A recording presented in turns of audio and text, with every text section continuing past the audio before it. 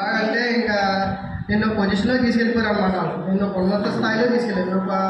ఒక ఫ్రెండ్ మంచి కంపెనీలో జాబ్ ఇచ్చేది అనుకో.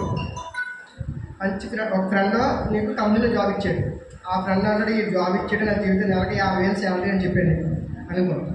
సర్లే నాకు ఒక మంచి ఫ్రెండ్ ఇచ్చాడు, ఒక జాబ్ ఇచ్చాడు అని మనం మీరు వెళ్ళినప్పుడు సరదాగా పార్టీ చేసుకుందామా అలా అంటారు. వెళ్తారా వెళ్ళరా? జాబ్ ఉండేస్తావా పార్టీకి వస్తామని అడిగాడు అతను. ఏం చేస్తాం? పార్టీగా వెళ్ళిపోతారా? అదే మరి అట్రాక్షన్ అంటే.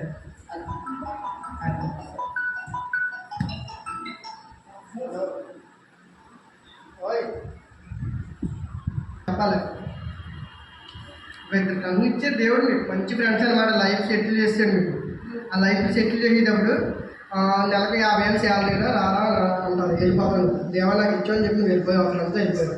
ఆ ఫ్రెండ్ అలా కొన్నాళ్ళకి సరదాగా పార్టీ తీసుకుంటున్నారా అని తీసుకెళ్తారు. అక్కడ నువ్వు పార్టీ చేసినప్పుడు నువ్వు తాగవా నువ్వు తాగని అడిగాడు. ఏం చేస్తావు? ఎవరు తాగరు? ఆ దేవుడు చూస్తారు ఏంటి, మన ఊళ్ళో వాళ్ళు చూస్తారని తాగేస్తావు. ఖచ్చితంగా తాగుతావు. ఇది ఖచ్చితంగా చెప్తాను నేను. అది ఇక్కడ మాటలు కాదు, ఇది మనసులో వచ్చి మాటలు కాదు. ఇది చెప్తున్నాను కానీ ఖచ్చితంగా తాగుతావు. చూస్తా దేవుళ్ళని క్షమించి నువ్వు తాగేస్తావు. అది అసలు చేయకూడదు. అదే అట్రాక్షన్ ఎక్కువ మనకు ఎక్కువ ఇచ్చేది. అంటే అప్పుడు జాబ్ వేసాడు కదా, దేవుడు ఇచ్చిందే కదా మనకి అంటే అప్పుడు ఏం చేయాలి? నువ్వు రావని చెప్తావా లేకపోతే వెళ్ళిపోతావా? వెళ్ళిపోతాం కదా, వెళ్ళిపోతాం, తాగేస్తాం, మామూలుగా వచ్చేస్తాం, చర్చకు వచ్చేస్తాం, ప్రార్థన చేసుకుంటాం. మామూలుగా అదే అట్రాక్షన్ అంటే. ఫోన్ ఉంది, ఫోన్ తీసుకుంటాం, అందులో చెడికి మంచి వస్తుంది. దేవుడు మాటలు ఆపించడానికి మనకి చిరాక అసలు తోచేస్తాం. అదే మంచి పాటలు అయితే అలా చూస్తూ ఉంటాం. అవునా కదా? ఇది కరెక్టే కదా? మరే ఇంకేముంది? అదే అట్రాక్షన్.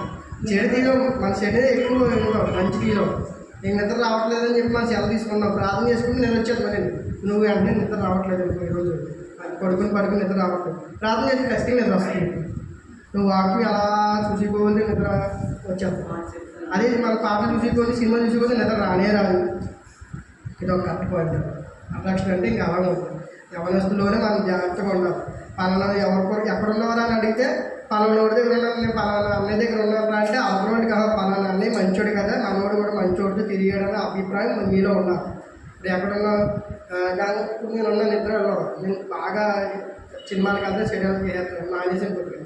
ఎక్కడున్నవరా అంటే గంగాన్ని నేను కనుక్కున్నానమ్మా అని చెప్తే అమ్మాయి ఏమన్నారు, గంగాన్ని మంచోడే కదా, అది పర్లేదు మనోడు ఉన్నా పర్వాలేదు అన్న పేరు బెనిఫిట్ మీరు తెచ్చుకోవాలి. ఓకేనా? తెచ్చుకోరా? ఇప్పుడు మేముందా ఈ ఊళ్ళో చాలామంది కుర్రోళ్ళు మాతో ఉంటారు. పలానా చెప్పి ఎక్కడ ఉన్నారా అని అడిగితే లక్షణే రామాయణం దగ్గర ఉన్నామంటారు. వాళ్ళ అమ్మ నాన్న అంటే లక్షణే రామాయణం చర్చికి వెళ్తారు. తాగడం తిరగరన్న పేరు మాలో ఉంది కాబట్టి ఏం చేస్తారంటే పలానా నిప్పులు ఉన్నారా పోలే ఉండండి అంటారు. గంట లేట్ అయినా పర్వాలేదు అంటారు. ఆ పేరు తెచ్చుకోరా?